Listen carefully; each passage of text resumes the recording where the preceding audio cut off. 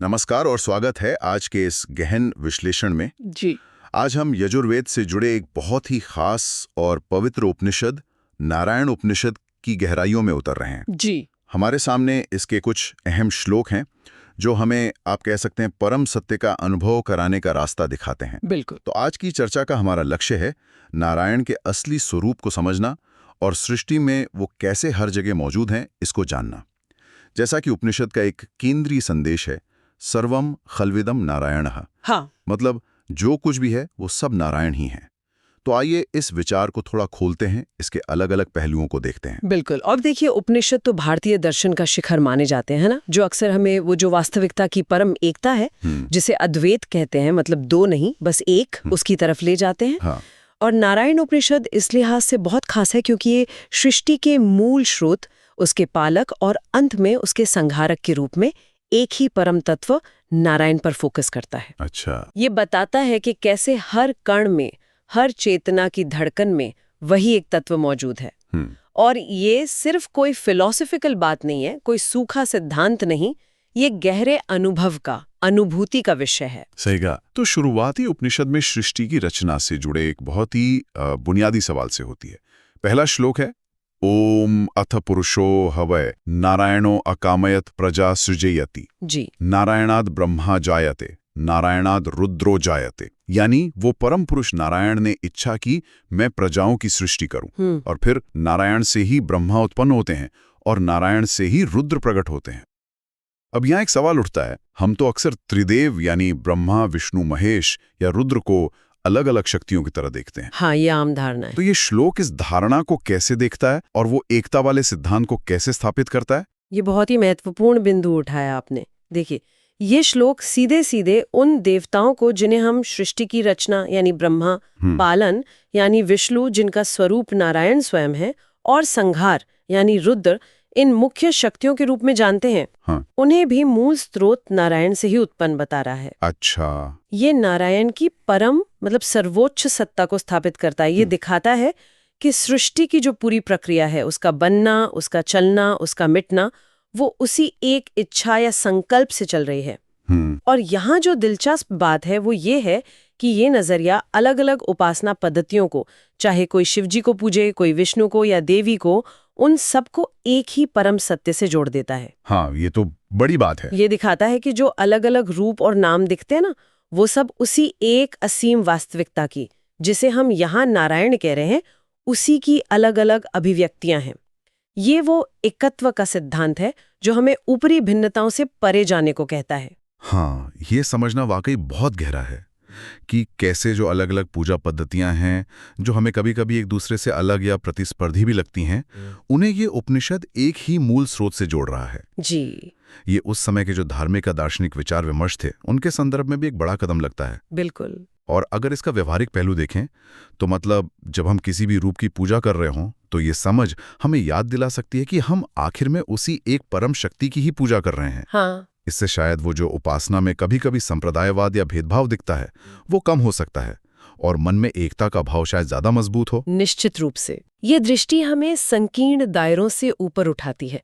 और ये एकता सिर्फ देवताओं के स्तर तक ही सीमित नहीं है, बल्कि ये तो सृष्टि के हर पहलू तक फैली हुई है। अच्छा। हाँ, अगला श्लोक इसी विचार को और आगे बढ़ाता है और उसे हमारे व्यक्तिगत अनुभव के और भी करीब ले आता है। जी बिल्कुल। दूसरा श्लोक कहता है, नारायणात् प्राणो जायते मनः सर्वेन्द्रियाणि च खम वायुर्ज्योतिरापः पृथ्वी विश्वस्य धारिणी।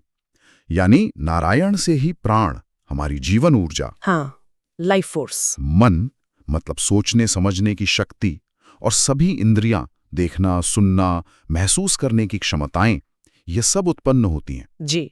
और इतना ही नहीं, पंच महाभूत आकाश, वायु, तेज यानी अग्नि या प्रकाश, जल और पृथ्वी, जो इस पूरे विश्व का आधार हैं, वो सब भी नारायण से ही उत्पन्न हुए हैं। बिल्कुल। यहाँ ये बात तो सचमुच बहुत क्रांतिकारी सी लगती है कि हमारा होना, हमारी सांसें, हमारे विचार, हमारी भावनाएं, ये सब कोई बाहरी चीजें नहीं, बल्कि उसी परम स्रोत नारायण का ही एक तरह से विस्तार हैं। हाँ, ये श्लोक क्या करता है, ये ब्रह्मांडीय सिद्धांत यानी नारायण, उसको सीधे सीधे हमारे व्यक्तिगत, हमारे अंदरूनी अनुभव से, मतलब प्राण, मन, इंद्रियों से जोड़ देता है। अच्छा।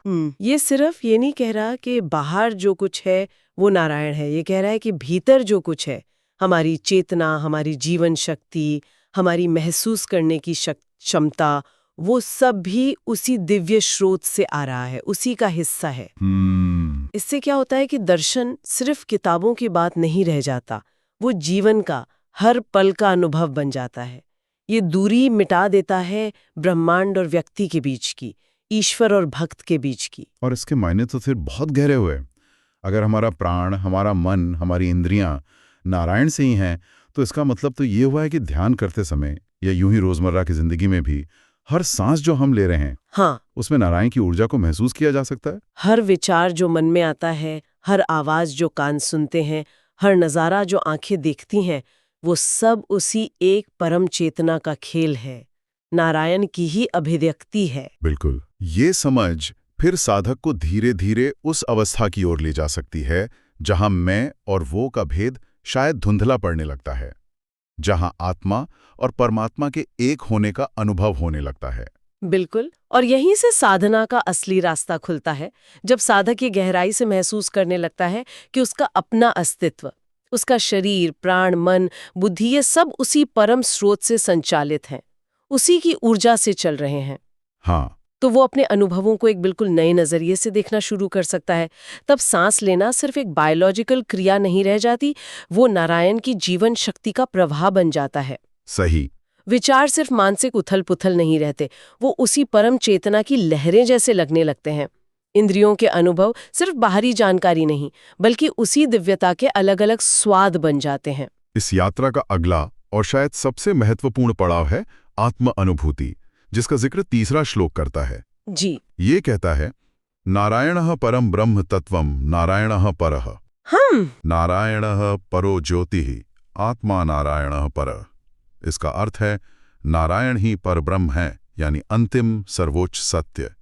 नारायण ही परम तत्व हैं। हाँ, नारायण ही परम प्रकाश हैं, और आत्मा स्वयं नारायण ही है। बिल्कुल, आत्मा नारायणः परः। ये तो उपनिषदों के जो महावाक्य हैं उनकी तरह है, जैसे अहम ब्रह्मास्मि या तत्वमसि। ये कहना कि आत्मा ही नारायण है, ये कितनी बड़ी बात है। हाँ, ये उपनिषद के अद्वैत संदेश का शिखर है। आत्मा नारायणः परः, हमारी अपनी आत्मा, हमारा वास्तविक स्वरूप, वही परम नारायण है। वाह! ये घोषणा व्यक्ति और परमात्मा के बीच किसी भी तरह की दूरी या भेद को पूरी तरह खत्म कर देती है। ये सीधे तौर पर वेदांत के उन महान वाक्यों की पुष्टि करती है जो कहते हैं कि तुम्हारी असलियत वही है जो इस पूरे ब्रह्मांड की असलियत है। जी। और यहाँ परो ज्योति यानी सर्वोच्च प्रकाश का जो जिक्र है वो भी बहुत महत्वपूर्ण है। ये ज्ञान के उस प्रकाश का प्रतीक है जो अज्ञान के, भ्रम के अंधेरे को मिटा देता है। ये वो प्रकाश है जिसमें आत्मा खुद को नारायण के रूप में पहचान लेती है। इसका मतलब तो ये हुआ कि हम ईश्वर को जितना बाहर खोजते फिरते हैं, मंदिरों में, तीर्थों में, आसमान में, शायद वो उतनी आसानी से नहीं मिलते। पर जितना हम अपने भीतर उतरते हैं, अपने मन और चेतना की गहराइयों में जाते हैं, उतना ही हम पाते हैं कि जिसे हम खोज रहे थे वो तो यहीं हमारे अंदर ही बैठा है, हमारा अपना ही स्वरूप बनकर। बिल्कुल, यही आत्मबोध है, खुद को शरीर और मन से अलग उस दिव्य नारायण स्वरूप में पहचानना। और जैसा कि उपनिषद इशारा कर रहा है, शायद यही मुक्ति की, मोक्ष की असली शुरुआत है। बिल्कुल सही कहा आपने। आत्मबोध का मतलब ही है अपने सच्चे स्वरूप का ज्ञान होना, ये अनुभव करना कि मैं ये सीमित शरीर या ये चंचल मन नहीं, बल्कि वो अविनाशी सच्चिदानंद नारायण तत्व हूँ। हाँ। जब ये बोध सिर्फ दिमागी तौर पर ना रहकर एक गहरी स्थिर अनुभूति बन जाता है, तब व्यक्ति धीरे धीरे जन्म मृत्यु के चक्र से, सुख दुख के बंधन से और तमाम सांसारिक सीमाओं से ऊपर उठने लगता है। अच्छा। मुक्ति कोई ऐसी चीज नहीं है जो मरने के बाद कहीं मिलेगी, बल्कि वो इसी जीवन में, इसी पल में अनुभव होने वाली आजादी है जो आत्मज्ञान से आती है। ये पहचान ही मुक्ति की पहली और सबसे जरूरी सीढ़ी है। तो अगर हम इन सभी श्लोकों को एक साथ रखकर देखें, इनका सार निकालने की कोशिश करें, तो क्या निष्कर्ष निकलता है? मुझे ऐसा लग रहा है कि नारायण उपनिषद हमें एक बहुत सीधी और साफ दृष्टि दे रहा है कि ईश्वर कोई हमसे अलग, कहीं दूर बैठा कोई शासक नहीं है, बल्कि वो हमारे अपने अस्तित्व का, हमारी चेतना का, इस पूरी सृष्टि का मूल स्रोत है। बिल्कुल। वो सृष्टि के कण-कण में मौजूद है और सबसे जरूरी बात, वो हमारे अपने भीतर हमारी आत्मा के रूप में बैठा है। हाँ, और ये समझ हमें ज्ञान और भक्ति के एक बहुत सुंदर संगम तक ले जाती है। ज्ञान ये है कि सब कुछ नारायण है, आत्मा ही नारायण है।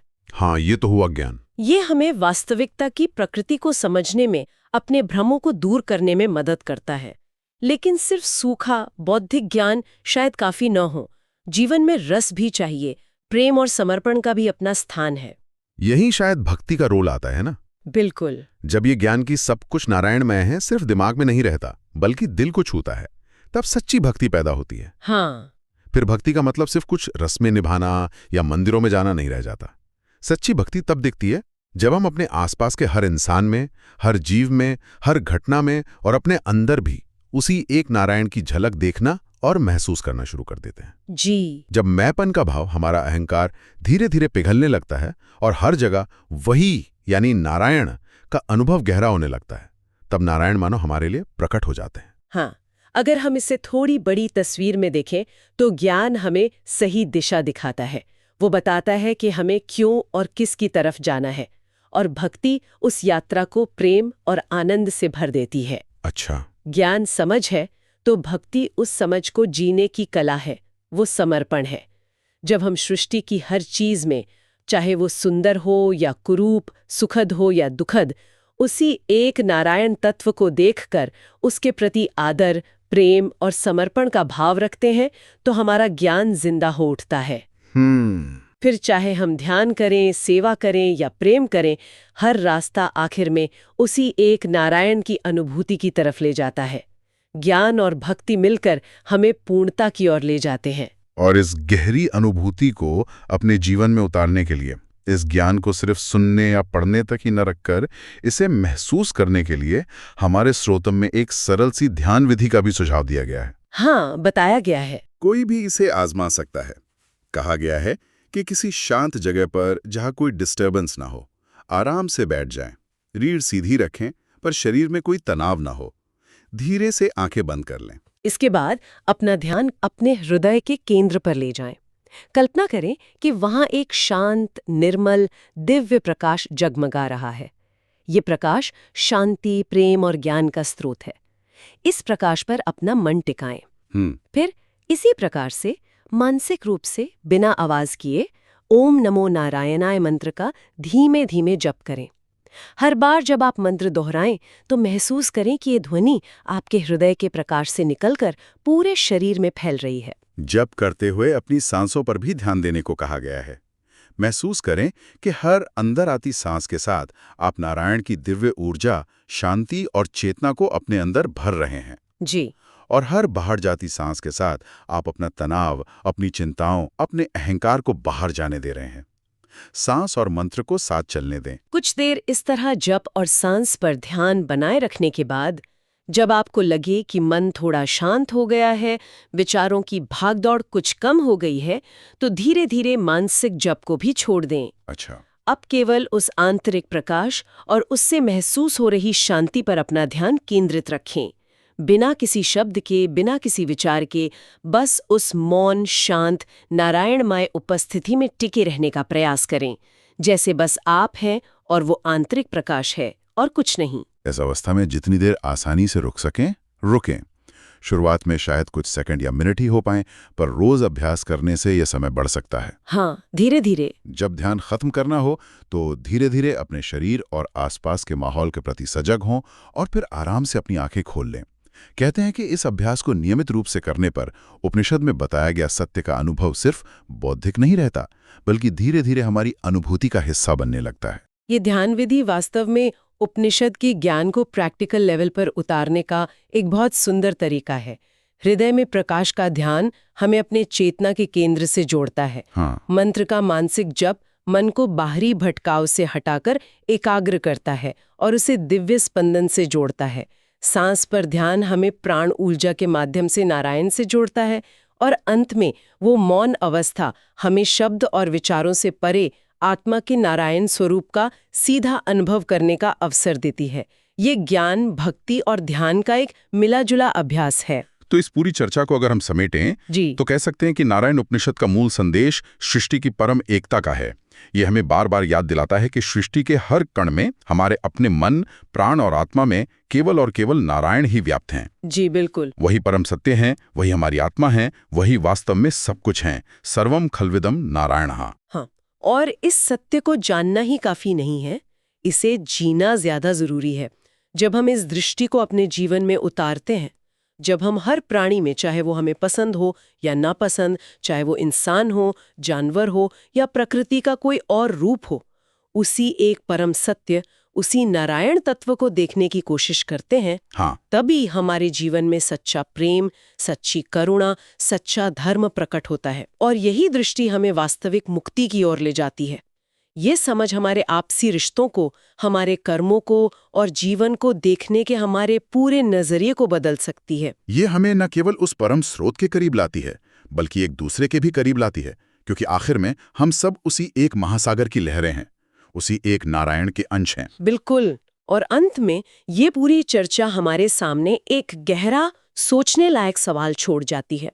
अगर सचमुच सब कुछ, हर व्यक्ति, हर घटना, हर अनुभव मूल रूप से नारायण ही है, जैसा कि उपनिषद हमें बताता है, हाँ। तो फिर इस दुनिया में हमें जो इतनी साफ साफ भिन्नताएं दिखाई देती हैं, सुख और दुख, अच्छाई और बुराई, प्रेम और नफरत, एकता और संघर्ष, इन सबका उस परम एकता से क्या रिश्ता है?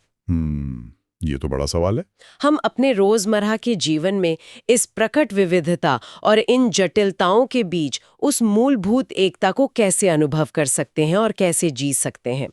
ये उपनिषद हमें इस प्रश्न पर गहराई से मनन करने और अपने अंदर इसके उत्तर खोजने के लिए प्रेरित करता है। ये चिंतन शायद हमें आत्मान्वेषण की और भी गहरी यात्रा पर ले जाए। बिल्कुल, ये एक ऐसा प्रश्न है जिस पर वाकई सोचने की जरूरत है।